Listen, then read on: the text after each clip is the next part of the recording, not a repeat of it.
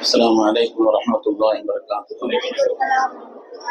அல்ஹம்துலில்லாஹ். கண்ணியமிக்க முஃமினீன்களே, இன்று ஓதப்பட்ட ஆயத்துகளில் ஒரு இடத்தில் அல்லாஹ் தஆலா வல்லதீனஹும் லிஅமானாதிஹிம் வஅஹ்திஹிம் ராஊன், முஃமின்களுடைய பண்புகளை அல்லாஹ் சொல்லித் தருகிறான்.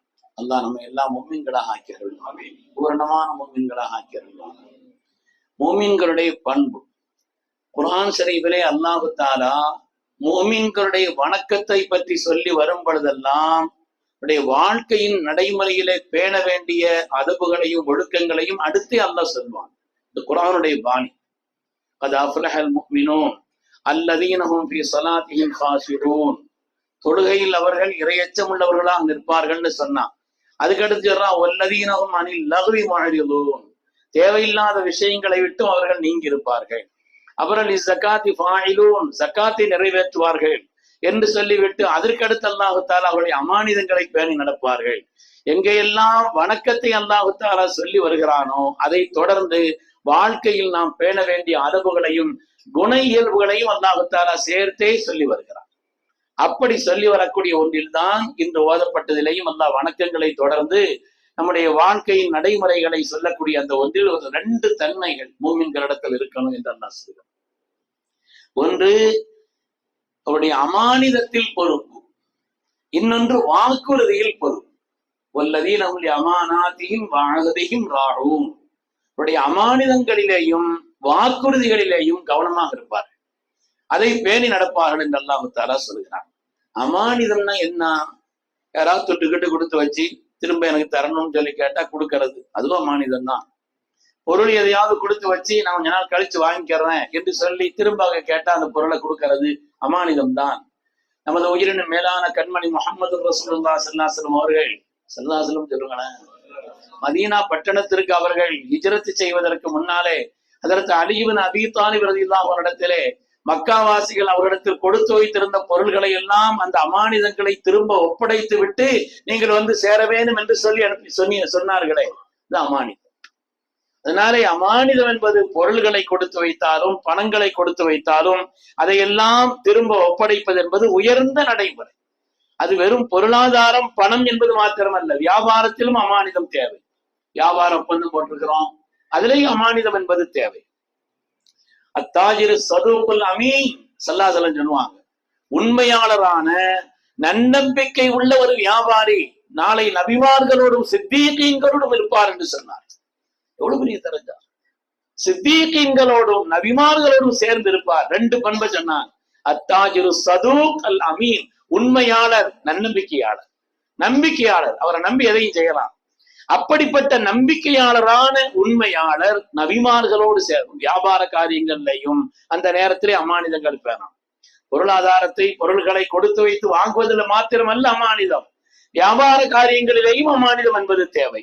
வியாபாரத்துல மாத்திரமல்ல, இந்தியாவுல இஸ்லாம் பரவுனதுக்கான காரணம், இந்தியாவிலையும் சரி மலேசியாவிலையும் சரி இந்தோனேஷியாவிலையும் சரி இஸ்லாம் அங்கே எப்படியெல்லாம் பரவியது என்ற வரலாற்றை நீங்கள் படித்து பார்த்தால், இந்தோனேஷியாவுக்கு இந்தியாவிலிருந்து சென்ற 9 வியாபாரிகள், அவர்கள் தான் இந்தோனேஷியா முழுவதும் இஸ்லாம் ஆகுவதற்கு, இந்த உலகத்திலேயே அதிகமான முஸ்லிம்கள் வாழக்கூடிய நாடு இதுதாங்க இந்தோனேஷியா.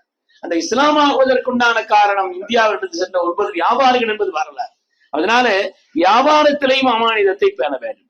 அதே போல அமானிதங்கள் பேண வேண்டியது அதுல மாத்திரமல்ல, ரகசியத்திலையும் அமானிதத்தை பேணும். யாராவது நம்மள்ட்ட ஒரு ரகசியம் சொல்றாங்க, சொல்லி வச்சிருக்கிறாங்க, ஒருத்தரையும் சொல்லாதீங்க, இவர்களையும் ஒருத்தரையும் சொல்லாதீங்கன்ற ரகசியத்தையும் அஸ்ரார்களையும் பேண வேண்டும், ரகசியங்களையும் பேண வேண்டும். அதுலயும் அமானிதம். ஸல்லல்லாஹு எந்த அளவுக்கு சொன்னாங்கன்னா, இதா ஹதஸ ரஜுலு பில் ஹதீஸ், ஒரு மனிதன் ஒரு ஆள் அவங்கள்ட்ட பேசிக்கிட்டு இருக்கிறார். பேசிக்கிட்டு இருக்கும் பொழுது நீங்க பாக்குறாரு, யாரும் பாக்குறாங்களா?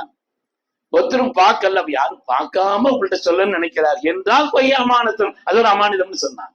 இப்ப அந்த பேஜை நீங்க யார்ட்டையும் சொல்லிட்டு கூடாதுன்னு சொன்னாங்க. ஒரு ரகசியம் என்று சொல்லி ஒரு காரியத்தை உங்களுக்கு சொன்னாலோ, ரகசியம் என்பது ஓர் அவர் உங்களுக்கு சொன்னாலோ, அந்த நேரத்தில் நீங்கள் அந்த அமானிதத்தை பேண வேண்டும்.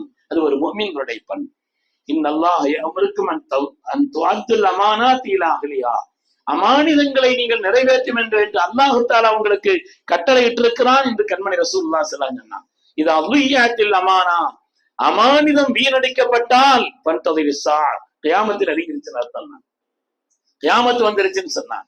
அதனால அமானிதங்களை பொருளாதாரத்திலே, பொருள்களிலே, வியாபாரங்களிலே, நம்மிடத்தில் சொல்லி வைத்த ரகசியங்களிலே, அது மாதிரி உள்ள காரியங்களில் எல்லாம் அமானிதத்தை பேண வேண்டும் என்று மார்க்கம் நமக்கு சொல்லி தருகிறது.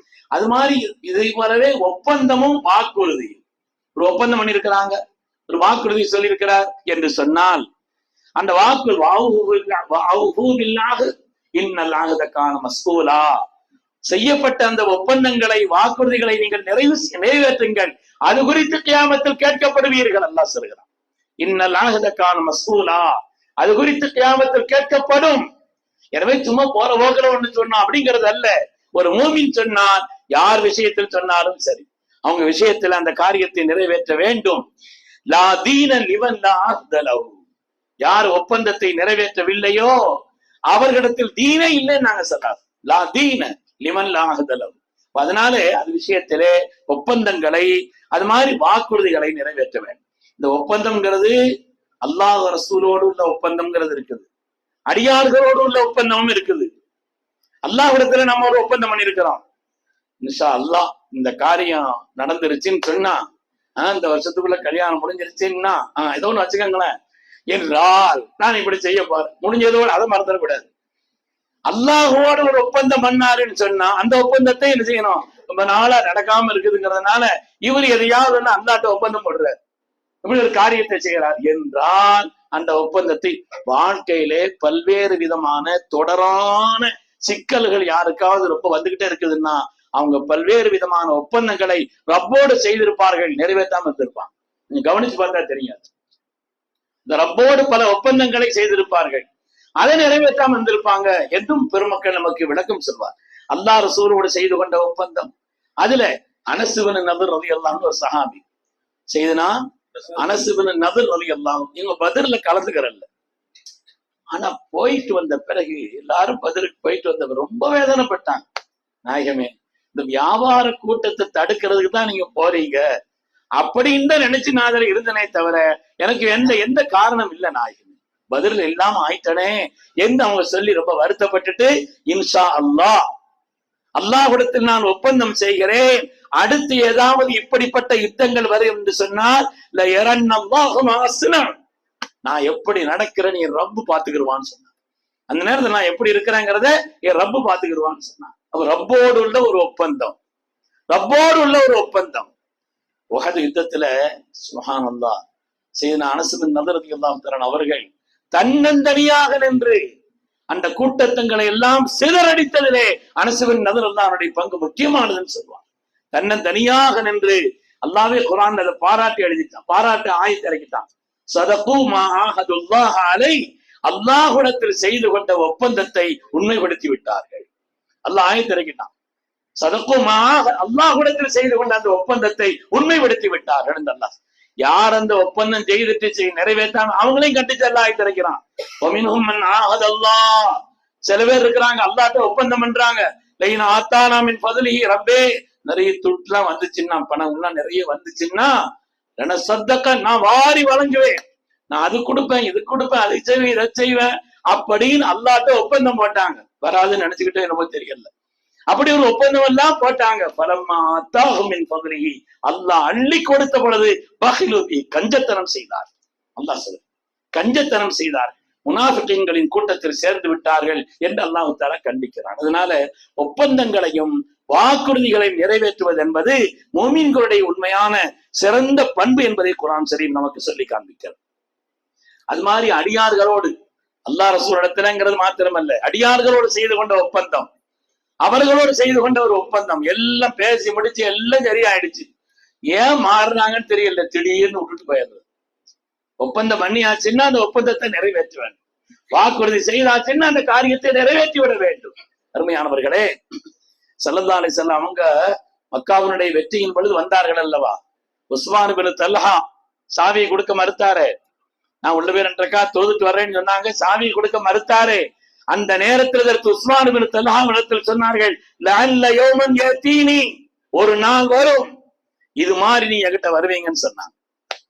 லஅல்ல யௌமன் யதீனி, இது மாதிரி ஒரு நாள் வரும், நீங்க என்னிடத்துல வருவீங்க, இப்ப நான் உங்கள்கிட்ட வந்திருக்கிறேன், நீங்க வருவீங்க ஒரு நாள் அப்படின்னு சொன்னாங்க.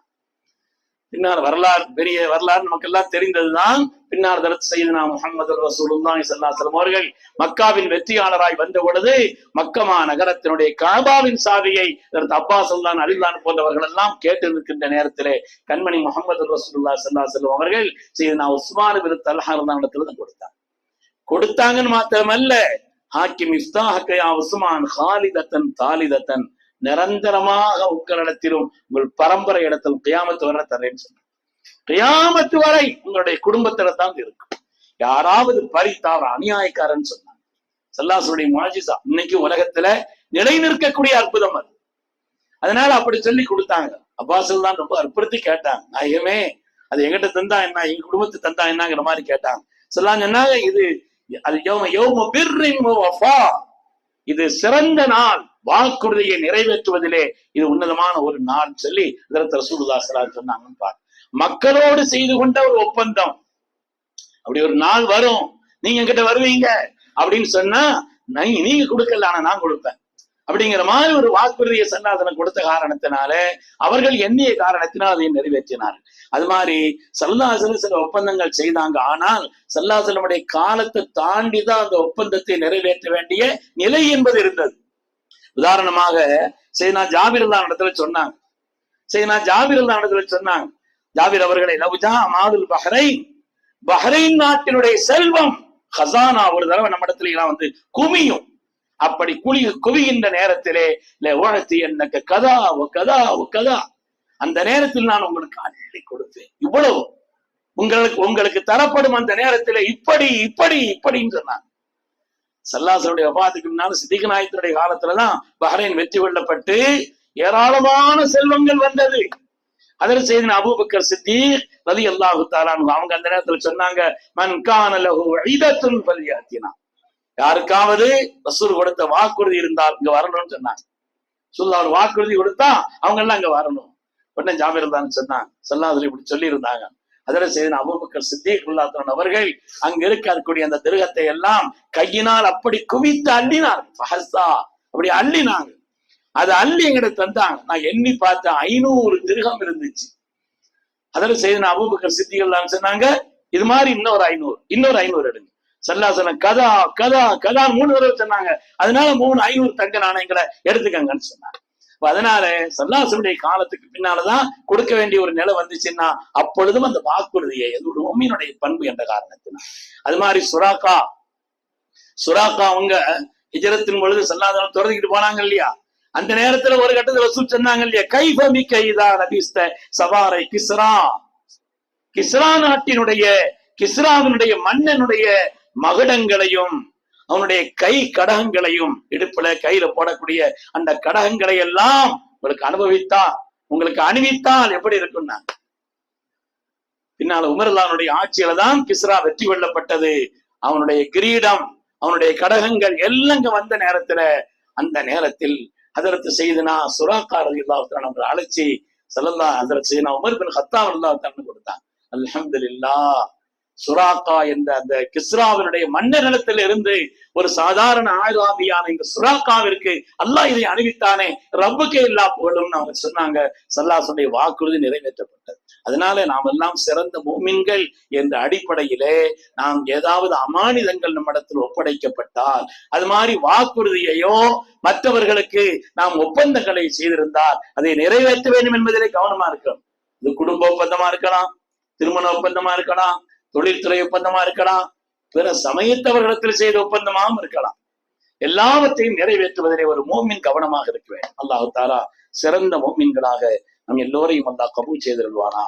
மேன்மையான மூமின்களுக்கு என்னென்ன உயர்ந்த குணங்கள் என்று அல்லாஹ் குர்ஆன் ஷரீஃபிலே பாராட்டி சொன்னானோ, கண்மணி ரசூலுல்லாஹி ஸல்லல்லாஹு அலைஹி வஸல்லம் எடுத்து சொன்னார்களோ, அந்த உயர்ந்த குணங்களை எல்லாம் வாழ்க்கையில் பற்றி நடக்கக்கூடிய உன்னதமானவர்கள் அல்லாஹ் நம்மை கபூல் செய்திருவானாக. ஆமீன் ஆமீன் யா ரப்பல் ஆலமீன். வஆகிரு தஅவானா அல்ஹம்துலில்லாஹ்.